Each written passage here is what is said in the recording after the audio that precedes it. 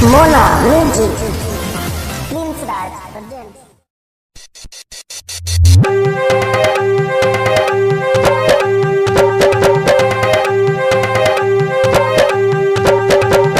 कलयुग recording studio Maheshpur Sanola.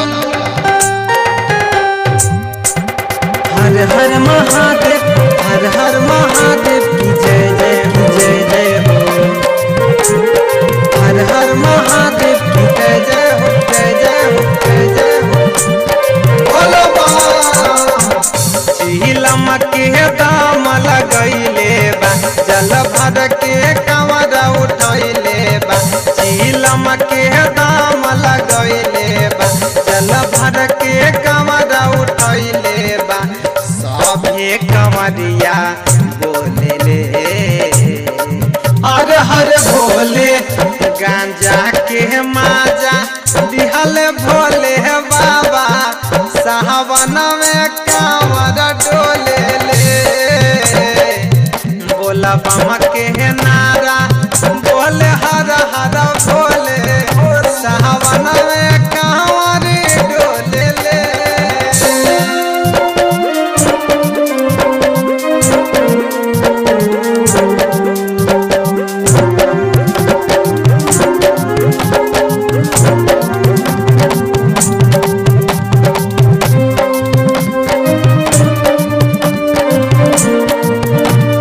हर हर महादेव, हर हर महादेव की जय जय हो, जय जय हो। हर हर महादेव की जय जय हो, जय जय हो। हरिहरा पाता हवा में बहुते बहमा जा बाबा।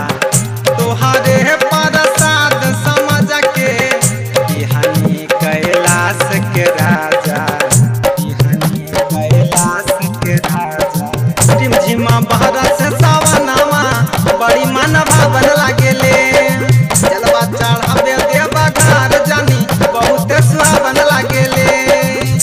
लोटकी में जलवा बोले ले हर हर भोले, गांजा के माजा दिहला भोले बाबा।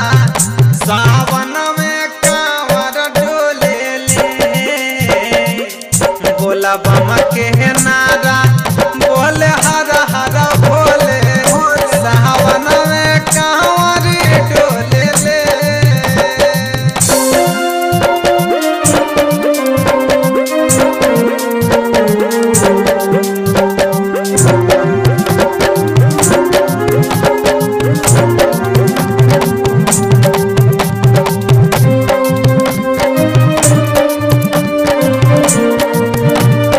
हर हर महादेव, हर हर महादेव की जय जय हो, जय जय हो। हर हर महादेव की जय जय हो, जय जय हो।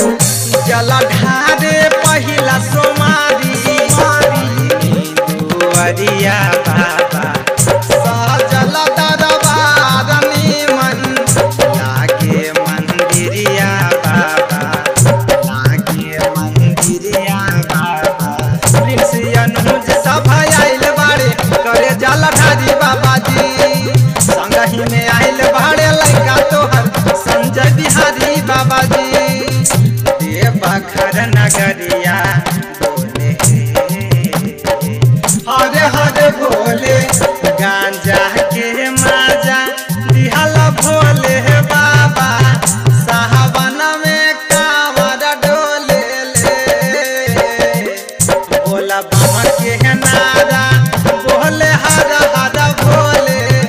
सावन में कांवर डोले ले, कांवर डोले ले। कलयुग रिकॉर्डिंग स्टूडियो महेशपुर सनोला।